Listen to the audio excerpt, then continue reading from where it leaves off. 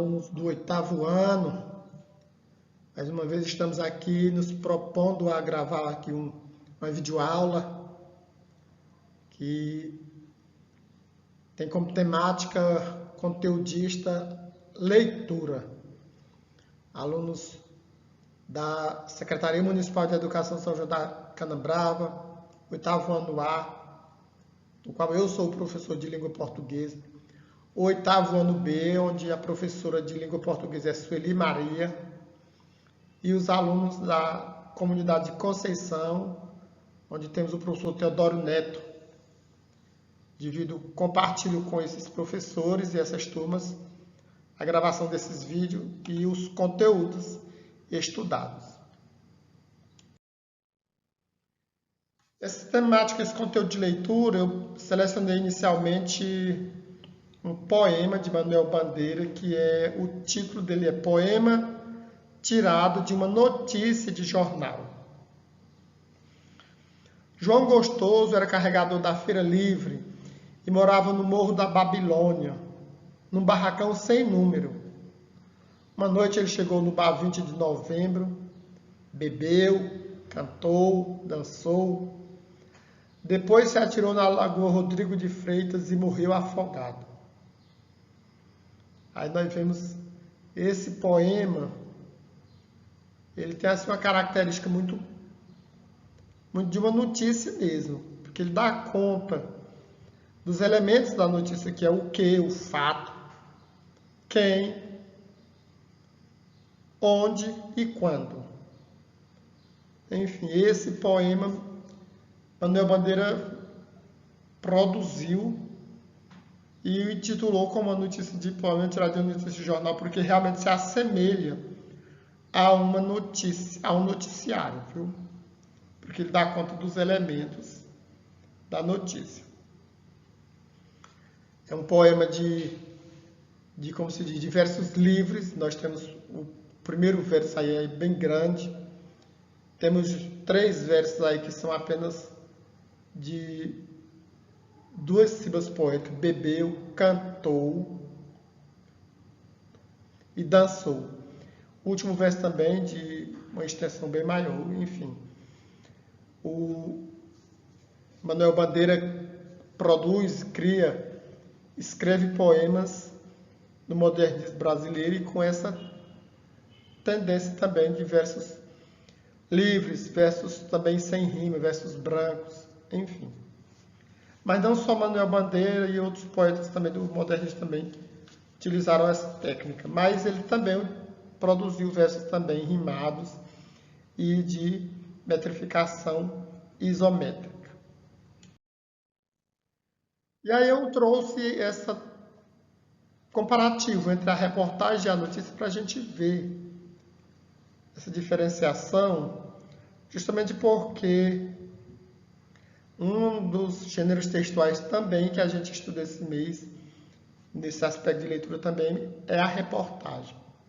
Notícia, conteúdo factual, ou seja, o conteúdo é um fato, tem que ter o fato, ou seja, uma informação que precisa ser divulgada de imediato e que sua validade informativa expira em curto prazo de tempo, ou seja, o fato que é notícia hoje, amanhã pode não ter mais validade, ou talvez daqui a um fato ocorrido a 1 hora, depois de 2, 3 horas, perde a validade de notícia. Por quê? Porque já foi noticiado, todo mundo já está sabendo.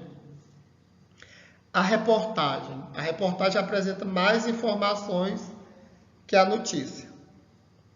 E isso deve ser deixado bem claro com relação à diferença entre a notícia e a reportagem. Ambas fazem parte como se diz, do meio jornalístico, informativo, enfim, tem por objetivo a informação, informar alguma coisa. Mas a reportagem ela é muito mais ampla. Ela tem assim uma contextualização de informação maior do que a notícia. E a reportagem também, ora, tem temas, a reportagem que pode ser também de validade curta, ou seja, algumas informações efêmeras, ou reportagem que não tenha como temática de assunto efêmero, viu? E aí eu trouxe aqui também um trecho de uma reportagem. Não trouxe a reportagem toda, porque a reportagem é um gênero textual que às vezes ele demanda muito espaço na sua produção, na sua edição. Mortes por Covid-19 nas Américas podem ser maiores que o relatado, diz OPAS. Os casos e mortes por Covid-19 atingiram um patamar alarmamente alto na América Latina, com os países da região representando as 5 maiores taxas de mortalidade do mundo na semana passada, disse o chefe da OPAS. É um chefe de uma organização de saúde. E aí cita aí os países. Chile, Peru e Paraguai registraram queda nas novas infecções, mas Uruguai, Argentina e Brasil estão novamente registrando um aumento nos casos, enquanto a Bolívia vem registrando um aumento drástico nas mortes, acrescentou. Ou seja, esse trecho é de uma reportagem. Você pode ver que ele situa o lugar, o fato, mas ele não situa quem. E às vezes a notícia não precisa dar conta da pessoa que está envolvida, porque a notícia às vezes envolve, a reportagem, desculpa, às vezes envolve um número maior de seres, de pessoas. Diferente da notícia, que às vezes a notícia pode envolver só uma pessoa ou duas, um número limitado de seres. Também nós temos como gênero textual nesse mês a leitura de tirinhas. E eu acabei selecionando essa tirinha para fazermos uma leitura. Uma tirinha bem interessante. Ah, Pai do céu, faz eu tirar nota boa na prova de amanhã. Veja que aí a personagem está rezando. Aí a gente não vê o Pai do céu, mas vê a mão dele e a voz dele. Então estuda, aí pega o menino de pijama e coloca lá na mesa para estudar com os livros. Enfim, é uma tirinha educativa. É uma tirinha de Maurício de Souza. A gente vê na primeira fala aí algumas palavras com erro de ortografia, mas elas retratam justamente a fala de uma criança, a fala descuidada em uma situação de informalidade. Ele está rezando. Veja que o verbo fazer faz com i. De, em vez de de, tem o di. A preposição é de. E aí tem um d e um i.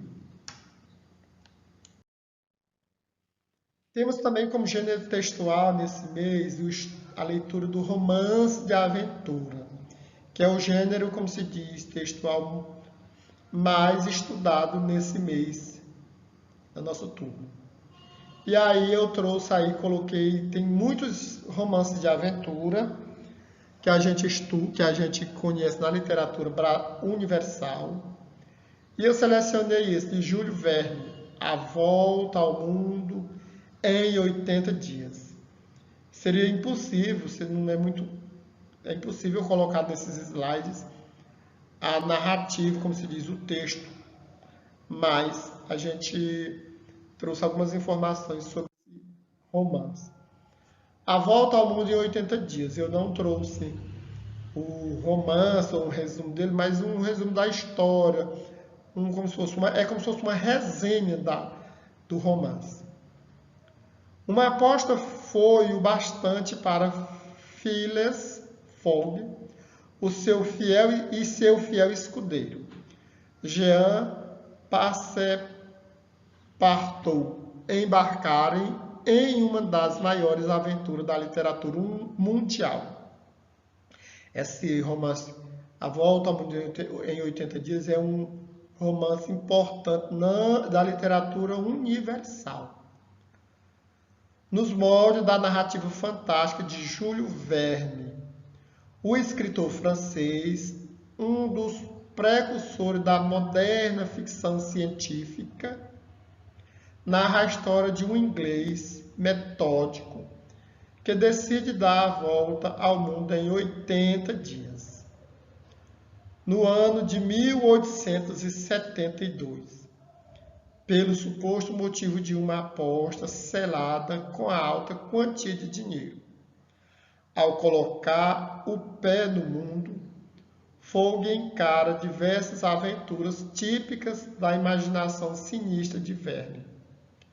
Oceanos, navios, a vapor, estrada de trens, selvas e até viagens sobre elefantes compõem essa jornada.